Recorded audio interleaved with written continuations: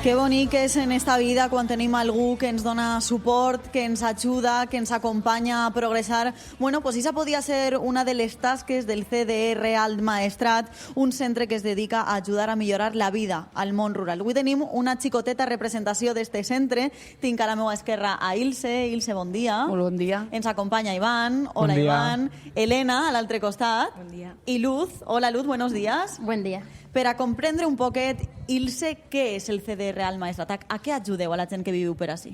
Doncs som una entitat sense ànim de lucre que formem part de COCEDER, que és la Confederació de Centres de Desenvolupament Rural que hi ha arreu del territori espanyol.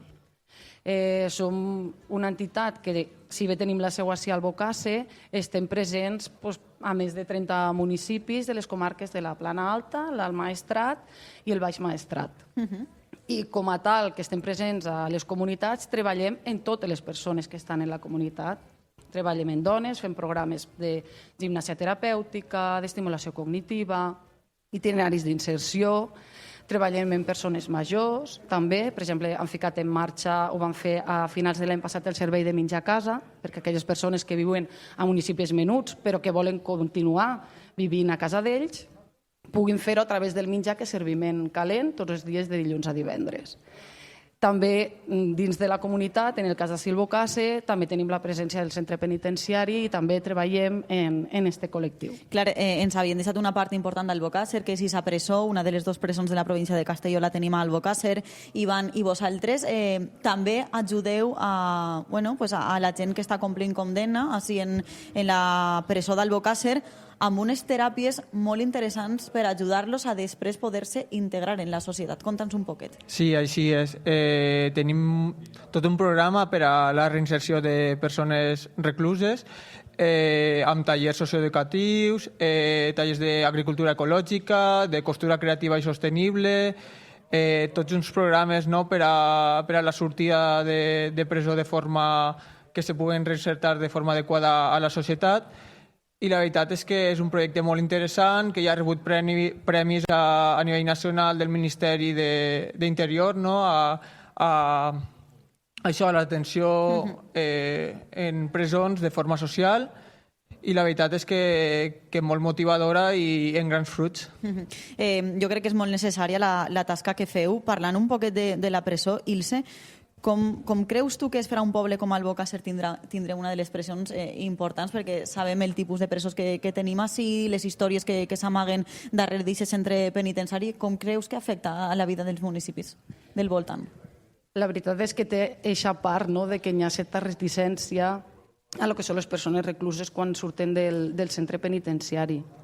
El que passa que al final aquestes persones nosaltres treballem també dins en elles en conjunt en l'equip terapèutic que hi ha en el centre, en coordinació i també en coordinació en els serveis socials per a preparar-los per a aquesta llibertat.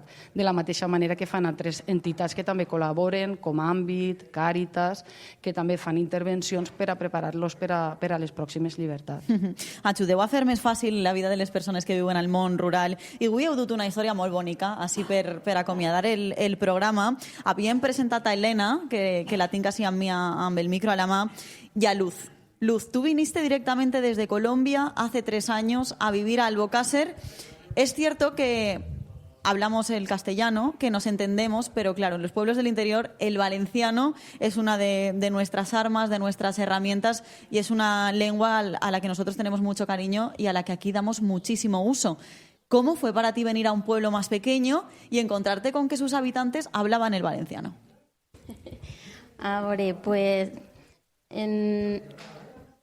No és molt complicat. Que vas a arrancarte directament en valencià, val. O sea que Elena, que és la mestra, et té ben ensenyada, val. Sí, et deixa continuar. Vale, perquè algunes paraules se semblan mucho, ¿no? Al castellà. Entonces, aleshores, jo, no sé, he vist la facilitat d'aprendre-ho. I nada, un dia el meu company anava al CDR i assistia a aquestes classes de valencià. I quan tornava a casa me deia, Luz, esto es muy difícil, yo no puedo con eso. Yo, a ver, ¿qué tan difícil puede ser? Vale. Así que yo, pues decidí que apuntarme a las clases de Valencia. Y nada, a mí no se me complica molt. No, o sea, hablar sí, porque es complicado, pero... Entendreu? No.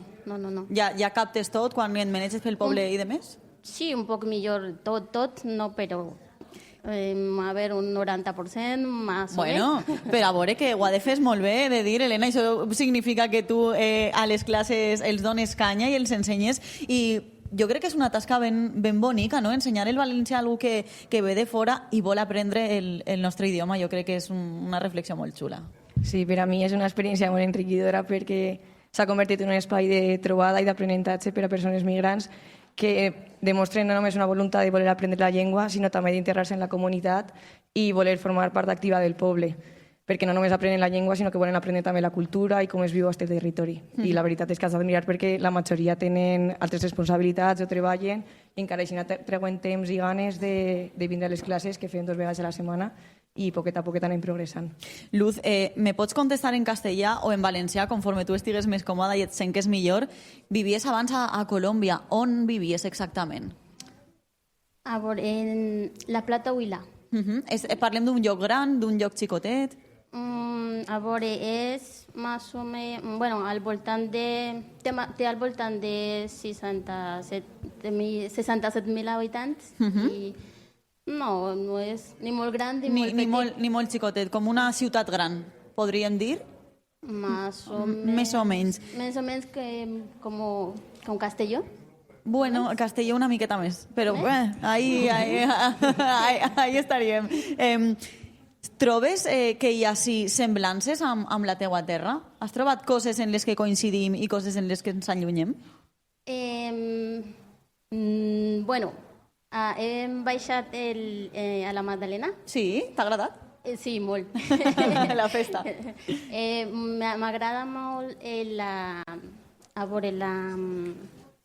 cultura i tot aquest... Al meu poble també se fa el Sant Pedro. Ah, era la festa d'allí?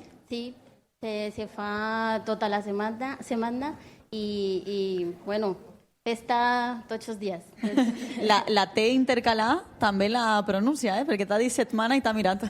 Sí, anem practicant pronunciació també, que no passi res si no parlem correctament o com s'hauria de parlar, perquè al final en els pobles parlem... Cadascú de la manera que vol, jo crec que ens fa també que siga molt rica la nostra llengua quan cada un la parla de la seva manera. Tens alguna paraula favorita en valencià que et soni com bonica, Luz? Que soni bonica en tots els idiomes, la paraula mare. Entonces, per tot el que englobe. Mari. És mare. Mare, havia entès mare. No, mare. Que bonic. És molt... Bueno, i més per a a veure, el nostre col·lectiu a veure, com es diu? Tota la gent que hem vingut... De fora? De fora, sí. Que, pues, tenim la nostra família molt lluny, no? Que bonic, aquesta reflexió, mare, que seria un bon homenatge, jo crec, per a tots els que estem així sentats i també a la plaça. Doncs jo crec que feu una tasca extraordinària, necessària per ajudar a gent que ve de fora com Luz, el que hem comentat de la presó, la soledat de la gent gran. Ilse, gràcies per estar així amb nosaltres, sobretot per aquesta tasca desinteressada, perquè el món a voltes és més bonic quan hi ha gent que ajuda i això no està pagat. Així que moltíssimes gràcies als 4 per estar amb nosaltres. A vosaltres per deixar-nos aquest espai. Moltes gràcies.